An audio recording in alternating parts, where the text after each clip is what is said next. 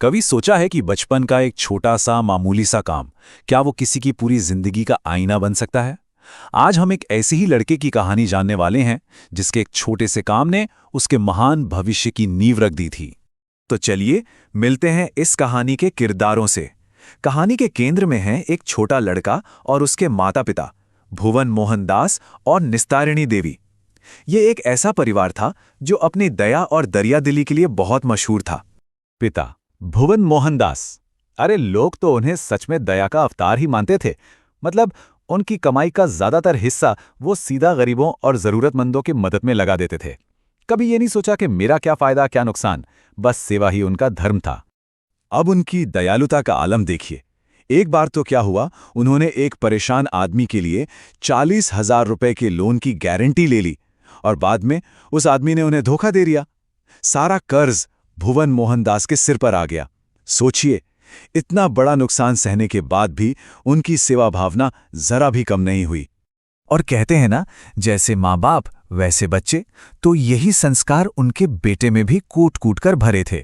उम्र महज 11 साल, लेकिन दिल बिल्कुल अपने पिता जैसा।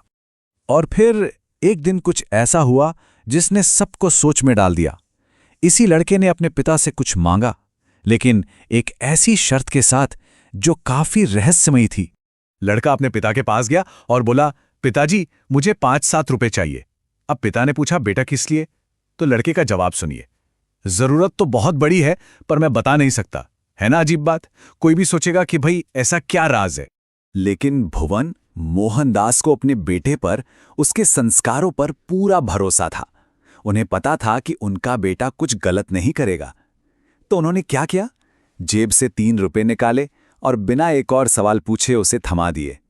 ये सिर्फ पैसे नहीं थे, ये एक पिता का अपने बेटे पर अटूट विश्वास था। तो अब सवाल ये उठता है कि वो लड़का इन पैसों का करेगा क्या? ऐसी कौन सी बड़ी जरूरत आ पड़ी थी जो वो अपने पिता को भी नहीं बता सकता था? अब देखिए, भुवन मोहनदास को बेटे पर यकीन तो था, लेकिन पिता का दिल ठहरा। जिज्ञासा तो होती है, तो वो जानना चाहते थे कि आखिर माजरा क्या है।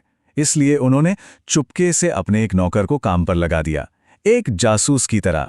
तो नौकर ने भी अपना काम शुरू कर दिया। वो चुपके चुपके लड़के के पीछे हो लिया। उसने देखा कि लड़का एक किताब की दुकान पर रुका है और उसके साथ एक गरीब बच्चा भी है। और वहां जो कुछ हुआ उसे देखकर नौकर सीधा अपने मालिक के पास दौड़ा, पूरी बात बताने के लिए। तो आखिरकार उस राज से पर्दा उठ ही गया। पता चला कि लड़के ने उन 3 रुपयों से क्या किया। 2 रुपयों की तो उस गरीब बच्चे के लिए किताबें खरीदी और बचे हुए 1 रुपए से उसके लिए चप्पलें, मतलब एक एक पैसा किसी और की जरूरत के लिए खर्च कर दिया। नौकर भागा भागा भुवन मोहनदास के पास पहुंचा और उसने जो कुछ भी देखा था वो सब कुछ बता दिया। और अपने बेटे की ये बात सुनकर भुवन मोहनदास का दिल बस खुशी और गर्व से भर गया। ऐसा लगा जैसे उनके रोम रोम में आनंद की एक लहर सी दौड़ गई हो।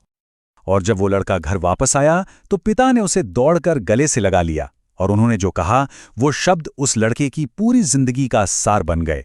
उन्होंने कहा, बेटा हमेशा ऐसे ही दीन दुखियों की मदद करते रहना। याद रखना, गरीबों की सेवा ही भगवान की सच्ची सेवा है। और उस लड़के ने पिता की ये बात गांठ बांध ली। ये वचन उसकी जिंदगी का सबसे बड़ा सिद्धांत बन गया। तो कौन था वो नेक दिल लौटा? वो लड़का था देशबंधु चितरंजन दास। जी हाँ, देशबंधु ने अपनी पूरी जिंदगी अपने पिता को दिए उस वचन को निभाने में लगा दी। वो हमेशा गरीबों और पिछड़ों की सेवा करते रहे।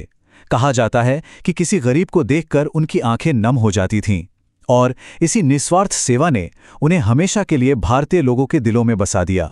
तो ये कहानी हमें यही सिखाती है ना, कि कैसे बचपन में बोया गया करुणा का एक छोटा सा बीज एक दिन सेवा का इतना बड़ा पेड़ बन सकता है।